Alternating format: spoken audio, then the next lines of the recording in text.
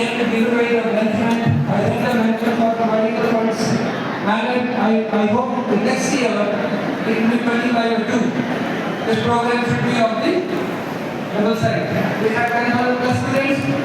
We want to scale up the program to the next level. We want to have a bigger crowd and a double crowd next year. Okay, with this, I appreciate the work put up by the coordinator Dr. Putra and his team. So I believe you are going to thoroughly enjoy the program today. So I also expect from you further discipline. Of course, there is a police party led by us, which will be available. We have bouncers for the evening. We have security staff. Nobody will be able to trouble anyone. I know there will be a couple of incidents of boozing. People bring in the booze from outside. I want those students.